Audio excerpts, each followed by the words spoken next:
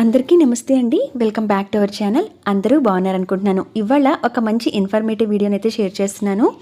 మనకి ఈ 2025వ సంవత్సరంలో రాబోయే మొదటి చంద్రగ్రహణం ఏ రోజున వచ్చింది, మరి ఈ గ్రహణం యొక్క పట్టు విడుపు సమయాలు ఏంటి, అసలు మనకి భారతదేశంలో ఈ గ్రహణం ఉందా, గ్రహణ నియమాలు పాటించాలా, గర్భిణీ స్త్రీలు తగు జాగ్రత్తలు తీసుకోవాలా, మనము పూజ చేసుకోవచ్చా లేదా ఇంట్లో, ఇవన్నీ కూడా పూర్తి వివరాలతో ఈ వీడియోని షేర్ చేస్తున్నాను.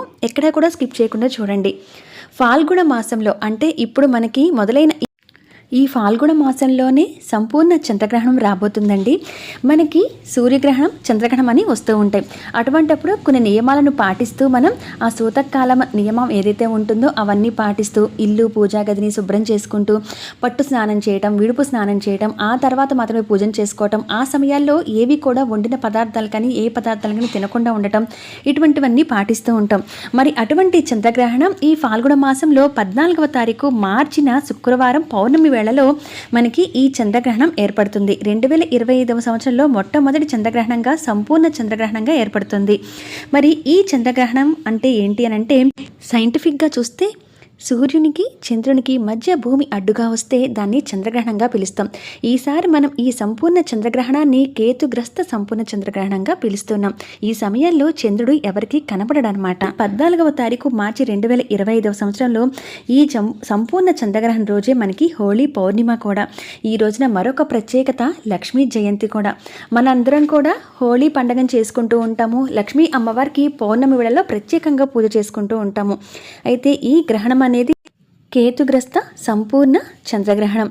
మరి సూతకాలం అనేది ఉంటుంది. అంటే గ్రహణానికి పట్టే సమయం కొంతమంది 9 గంటల ముందు నుంచి అంటూ ఉంటారు, కొంతమంది పెద్దలు 12 గంటల సమయం ముందు నుంచి అంటూ ఉంటారు పట్టు సమయానికి.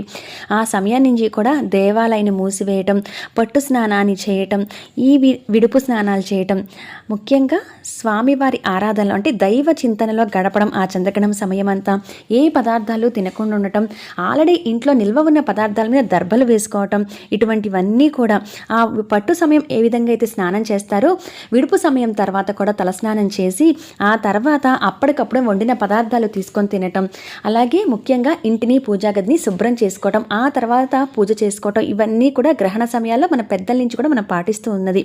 అయితే మనకి ఈ 14వ తారీఖు పౌర్ణమి వేళ, ఈ హోళీ పౌర్ణిమ వేళ 2025లో వస్తున్న చంద్రగ్రహణం మన భారతదేశానికైతే లేదండి. ముఖ్యంగా పట్టు సమయం చూస్తే ఉదయం 10 గంటల 40 నిమిషాల నుంచి విడుపు సమయం వచ్చేసి 2 గంటల మధ్యాహ్నం 2 గంటల 18 నిమిషాల వరకు, మొత్తంగా 3 గంటల 38 నిమిషాల పాటు ఈ చంద్రగ్రహణం ఉంటుంది.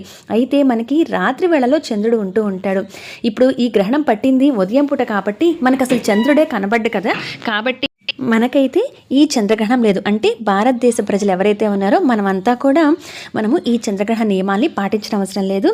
మనకి ఆ పట్టు స్నానాలు కానీ, విడుపు స్నానాలు చేయటం కానీ, ఆ గ్రహణ కాల నియమం ఏవైతే ఉన్నాయో అవన్నీ పాటించడం అవసరం లేదు. కానీ కొన్ని దేశాలలో ఈ చంద్రగ్రహణం కనబడుతుంది కాబట్టి అటువంటి దేశాల వారందరూ, మన భారతీయులు ఎవరైతే అక్కడ ఉంటున్నారో వాళ్ళు ఈ చంద్రగ్రహణ నియమాలు పాటించాలి.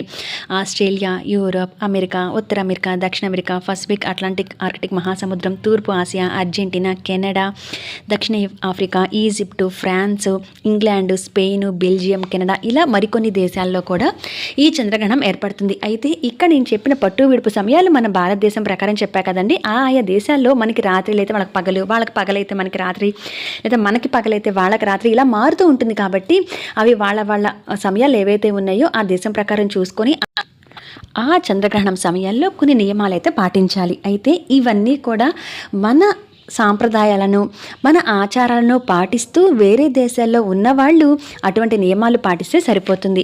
మన భారతదేశానికి అయితే ఈ చంద్రగ్రహణం ఈసారి లేదండి. మనకి ఈ 2025వ సంవత్సరంలో 2 సూర్యగ్రహణాలు, 2 చంద్రగ్రహణాలు వచ్చాయి. మొదటి చంద్రగ్రహణం ఇప్పుడు వచ్చే, మళ్ళీ మనకి భాద్రపద మాసంలో వచ్చే పౌర్ణమి కూడా చంద్రగ్రహణం వచ్చింది. అప్పుడు మనకుందా లేదా అనేది నేను ముందు వీడియోస్లో షేర్ చేస్తాను.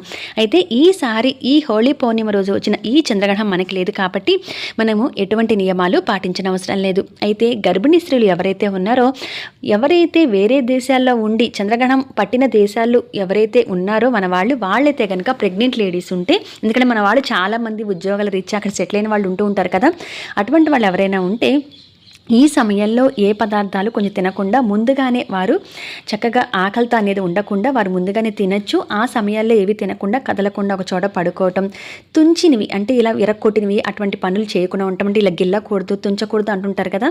ఇవన్నీ కూడా మన పెద్దవాళ్ళు చెప్పిందే. ఆ కాసేపు ఆ 3 గంటల 35 నిమిషాల సమయం ఏదైతే ఉందో ఆ కాసేపు కూడా వారు నిద్రపోయేలాగా చూసుకోవడం, అటువంటివి చేస్తే చాలా మంచిది. లేదా దైవ చింతనలో అంటే పూజలు అవి చేయం కాబట్టి ఆ టైంలో ఆ గ్రహణ సమయం ఏదైతే ఉందో ఆ సమయంలో లలితా సహస్రనామ పారాయణం చేసుకోవడం, మణిద్వీపవనం చదవటం, ఏదైనా అమ్మవారి స్తోత్రాలు, హనుమాన్ చాలీసా అటువంటివి చదువుకుంటే చాలా మంచిది.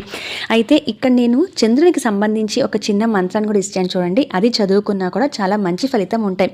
ఓం క్షీరపుత్రాయ విద్మహే అమృత తత్వాయ ధీమహి తన్నో చంద్ర ప్రచోదయాత్. ఇది ఆ స్వామి చంద్రుని అనుగ్రహం కోసం కూడా గర్భిణీ స్త్రీలు ఎవరైతే ఉన్నారో వారు మంత్ర సాధన చేసేవారు కానీ ఎవరైతే దైవ చింతనలో గడపాలి అనుకుంటున్నారో వాళ్ళు అవన్నీ కూడా మంత్ర సాధనలాగా ఒక చోట కూర్చొని ఏదైనా దేవుని స్తోత్రాలు అవి చదువుకున్నా మంచిది. అందులో మనవాళ్ళు కూడా భారతదేశంలో ఈ గ్రహణం లేకపోయినా ఆ సమయంలో ఎవరైనా ఇంట్లో ఉండే స్త్రీలు ఎవరు ఉన్నారో గర్భిణీ స్త్రీలు ఎవరైతే ఉన్నారో వాళ్ళు ఆ సమయంలో ఏదైనా అమ్మవారి స్తోత్రాలు చదువుకున్నా కూడా మంచిదే. బయటకి ఉద్యోగాలకు వెళ్ళే వాళ్ళకి ఎలాగో తప్పదు కదండి. కాబట్టి ఆ నియమాలు మనం ఏవి పాటించకపోయినా ఇంట్లో రెస్ట్ తీసుకునే పొజిషన్లో ఎవరైతే ఉన్నారో గర్భిణీ స్త్రీలు వాళ్ళందరూ మాత్రం ఆ రోజున కొంచెం ఏదైనా దేవి స్తోత్రాలు, అమ్మవారి పాటలు ఇటువంటివి చదువుకోవటం కానీ ఏవైనా అష్టోత్తరాలు చదువుకున్నా చాలా మంచిది. వాళ్ళ ఇష్ట దైవాన్ని స్మరించుకుంటూ గడిపినా కూడా చాలా మంచిది. ఈ రోజున మనం నిరభ్యంతరంగా హోళీ పండుగను కూడా జరుపుకోవచ్చండి. పౌర్ణమి రోజు మనం ఎటువంటి నియమాలు పాటించట్లేదు కాబట్టి చంద్రగ్రహణం తాలూకు మనము హోళీ పండుగను జరుపుకోవచ్చు. అంతేకాకుండా ఆ రోజు లక్ష్మీ జయంతిగా అమ్మవారి పూజను చేసుకుంటాం కాబట్టి ఇటు లక్ష్మీదేవి అమ్మవారి పూజాది కార్యక్రమాలన్నీ కూడా నిర్వహించుకోవచ్చు.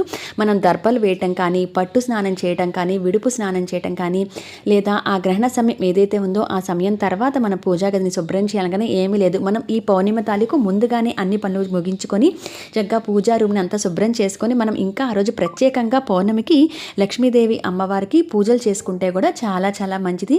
కాబట్టి 2025లో వచ్చిన మొదటి చంద్రగ్రహణం ఈ కేతుగ్రస్త చంద్రగ్రహణం మనకైతే వర్తించదండి. కాబట్టి మనకేమీ పర్లేదు. ఈ విధంగా చంద్రగ్రహణ నియమాలు మన వాళ్ళు ఎవరైతే వేరే దేశాల్లో ఉంటున్నారో వాళ్ళు పాటిస్తే సరిపోతుంది. ఇంతేనండి. ఈసారి వచ్చిన ఈ మొదటి చంద్రగ్రహణం 2025వ సంవత్సరంలో మనం ఇంకా ఆ రోజు చేసుకోబోయే హోళీ పౌర్ణిమ ఎంతో ప్రత్యేకమైనది కాబట్టి ఆ రోజున లక్ష్మీ జయంతి పూజని ఏ విధంగా చేసుకోవాలి అనేది కూడా ముందు ముందు వీడియోస్లో షేర్ చేస్తాను. ఇంతేనండి. 14th మార్చి 2025వ సంవత్సరంలో ఉన్న ఈ సంపూర్ణ చంద్రగ్రహణం. మరి ఈ ఇన్ఫర్మేషన్ మీకు అందరికీ యూజ్ అవుతుంది అనుకుంటున్నాను. సో ఇన్ఫర్మేషన్ నచ్చితే కనుక లైక్ చేయడం అస్సలు మర్చిపోవద్దు. అలాగే ఛానల్ని సబ్స్క్రైబ్ చేసి సపోర్ట్ చేస్తారనుకుంటున్నాను. ముందు ముందు మంచి ఇన్ఫర్మేటివ్ వీడియోస్ని నా ఛానల్లో మీరందరూ కూడా వాచ్ చేయొచ్చు. మరి అలాగే పక్కన బెల్ ఐకాన్ కూడా ట్యాప్ చేయడం వల్ల నోటిఫికేషన్ ద్వారా నా ఛానల్లో వీడియోస్ పెట్టినప్పుడల్లా మీకు నోటిఫికేషన్ ద్వారా తెలుస్తుంది. మరి మరొక మంచి ఇన్ఫర్మేటివ్ వీడియోలో మళ్ళీ కలుస్తాను. అంతవరకు సెలవు. నమస్కారం.